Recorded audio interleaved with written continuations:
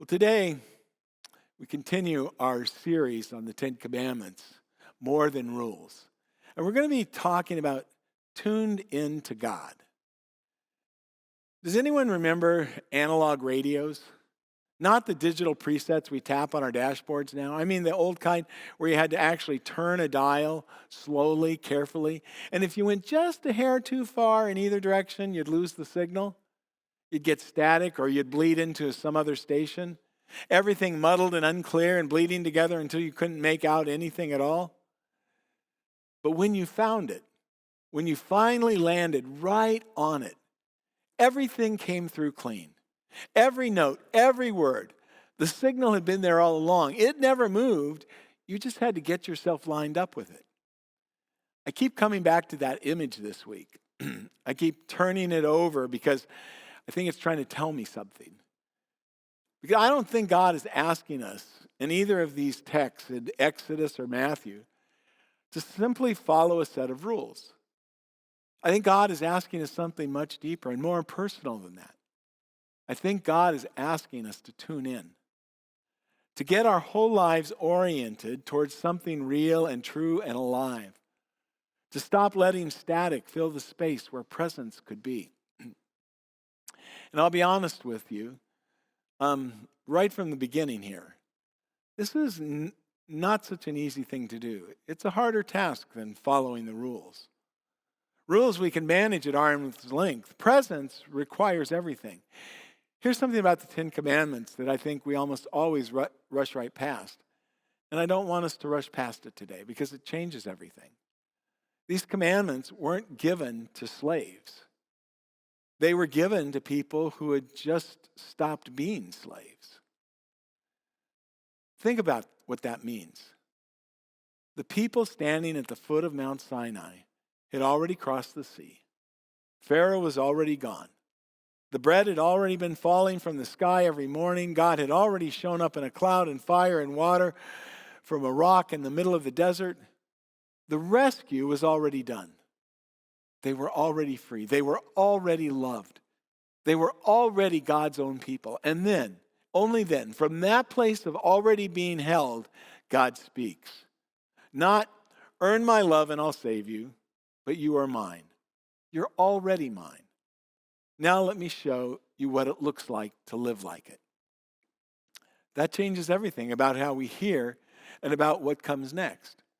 No other gods, no idols. Don't hollow out my name. Keep the Sabbath. Stop, rest. Remember who you are and whose you are. These aren't hoops for you to jump through. They're a portrait, a picture of what life looks like when it's oriented towards the right signal. When our lives belong to God, they sound like this. We need that picture. Because I live in a world that is absolutely full of other frequencies. And I suspect I'm not alone in that. Not gods with names and temples mostly. I just got back from Greece and we saw all sorts of temples to other gods. But we have gods nonetheless in our culture too. The God of productivity. That relentless pressure that tells us our worth is directly tied to our output. That rest is laziness. That stopping is falling behind. I know that God personally. I've bowed to that altar more times than I want to admit. And then there's the God of approval. The way so many of us quietly shape who we are around what will make other people accept us. The exhausting, invisible performance of being whoever the room needs us to be. Or the God of security. The fantasy that if we can just accumulate enough, protect enough, wall ourselves off enough, then finally we'll be okay. Then we can breathe. These are very real. And they run so deep we don't even notice them most of the time. They're just the water we swim in. And they're loud. What God is saying at Sinai, and what Jesus will say again centuries later, in even more compressed, beautiful form, is we're not made for those things. We're not made to exhaust ourselves chasing signals that will never satisfy us. We're made for something better. Something that actually has power to hold us when everything else gives way. Fast forward now. Different setting, same question. A lawyer comes to Jesus in Matthew 22. And he asks, probably trying to trap Jesus, probably looking for an angle, "Teacher, which commandment of the law is the greatest?" Well, Jesus doesn't get defensive or careful. He reaches all the way back into the ancient text that these people had been praying since childhood and says, "Love the Lord your God with all your heart and with all your soul and with all your mind. This is the greatest and the first commandment. And a second is like it. Love your neighbor as yourself. On these two commandments hang all the law and the prophets."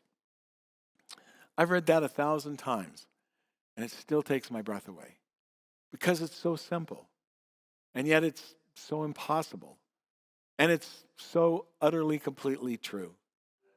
Notice what Jesus says: heart, soul, mind. He's not talking about a feeling we get when the music is good on Sunday morning. He's talking about our whole being, every part. The parts we show people and the parts we don't. The parts we're proud of and the parts we're still ashamed of. The questions we're afraid to ask out loud and the wounds we haven't told anyone about. All of that tuned to God. Not perfectly. I don't think Jesus is describing a destination we arrive at and then we're done. I think he's describing a direction, a daily, sometimes hourly, turning of the dial back toward the signal. And some days we're better at it than others. Lord knows I am. Because we can follow rules from a distance. We can check boxes with our arms crossed and our hearts somewhere else entirely.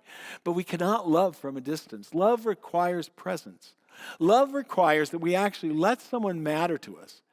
And that is both the most terrifying and the most fully alive thing a human being could do. And then Jesus says the second commandment is like the first. Not just related to it, or not second in terms of importance, but like it, the same frequency. Love your neighbors as yourself, which means we know what it feels like to want to be seen.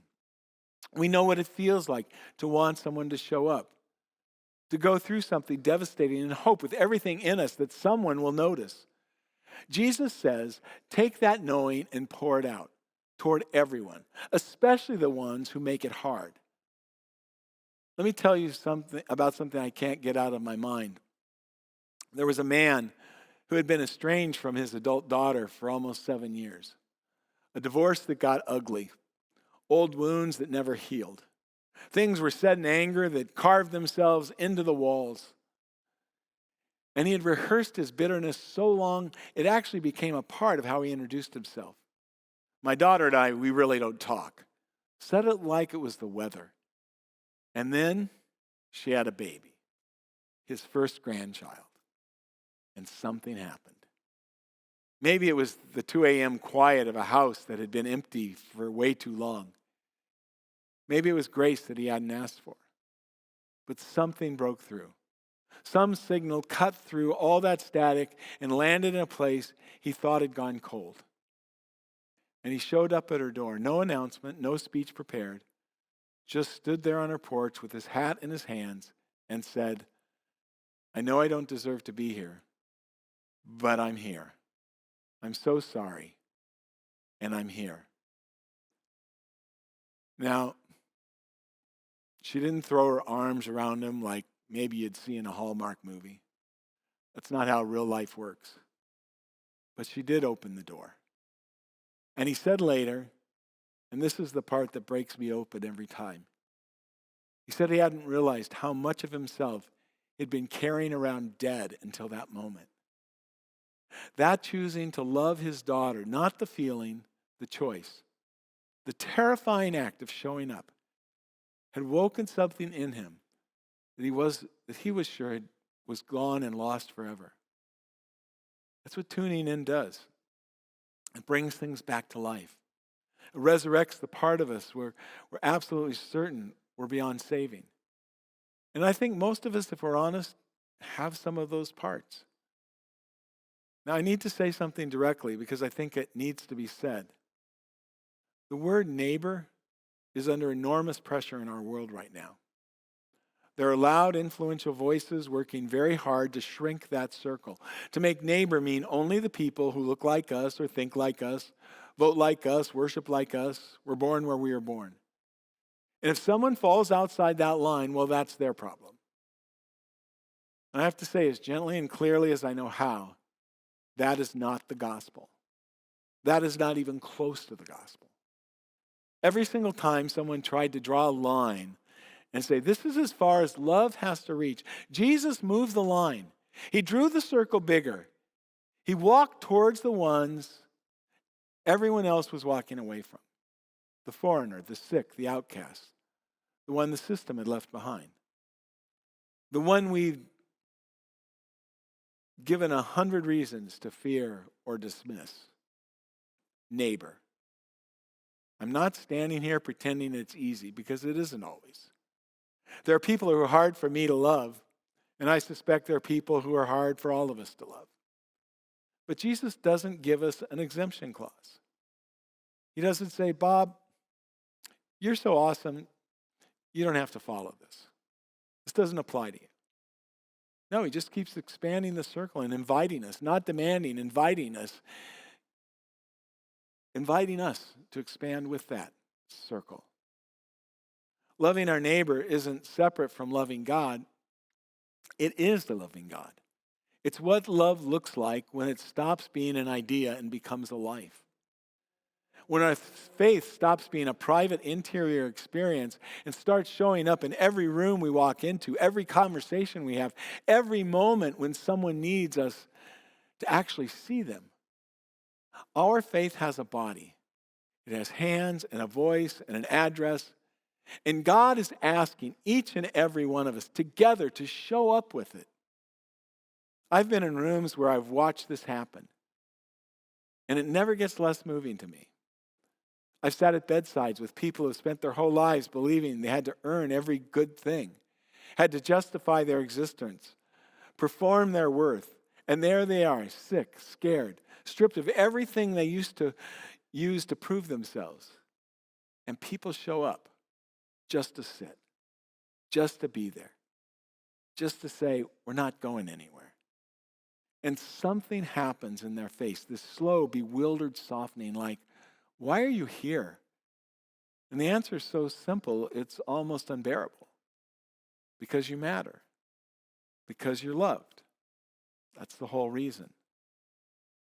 I've watched people find their way back to each other after years of silence and hurt. One person finding the courage to say, I'm sorry, and mean it all the way down. And the other discovering to their own absolute surprise that they had something in them capable of saying, I forgive you. And both walking away changed. Not like it never happened, but different, softer, more human, more compassionate than they were before. And I've watched people walk through doors like ours for the first time, bracing themselves. You can see it in their whole body. Bracing for the moment they find out this place isn't really for them either. And instead, they find welcome. Real people, unhurried, no fine print welcome. And you can see the exact moment it lands. You can see them recalibrate. Oh, this is what it's supposed to feel like. That's the signal. That's what we carry. That's what this whole beautiful, difficult, world-changing thing is about. And we get to be a part of it. Every single one of us. Here's where I want to land with all of this morning. You see, getting tuned into this frequency is not a one-time event. Getting tuned into this frequency, it's a practice, a returning again and again to the thing that is most true. Some days the signal comes through loud and clear. In a moment if we feel of real connection and a kindness that costs us something. In the early morning quiet before the world gets loud. When we remember who we are and whose we are. Those days are gifts and we should hold on to them. And some days there seems to be nothing but static. We're tired. We've let something else get loud again. And we've drifted without even noticing. And we're just turning the dial, worn out, hoping to find it again. Both of those are part of this journey. Both of those are held because the grace running underneath all of it, underneath the commandments, underneath the great commandment, underneath every word of Scripture is this. We are not tuning in to earn God's love. We are tuning in because we're already loved completely, without condition, without a performance requirement. The same way those freed, bewildered, grateful people walking through the desert were already on the other side of the sea before God ever said a word from Sinai. We're already known. We're already held. We already belong. And from that place, from that deep, solid, unshakable place, we get to go love people. Not because we're afraid of what happens if we don't. Not to prove something or earn something. But because somewhere below words, somewhere in the deepest part of us, we know what it is to be loved. And that knowing changes us. And changed people together, imperfectly, stubbornly, hopefully, change things. We're not made for static. We're not made for gods that exhaust us and hollow us out and leave us empty. We're made for love. We're made to receive it in a way that cracks us open and give it in a way that cracks the world open. That is more than rules. That is everything. Amen.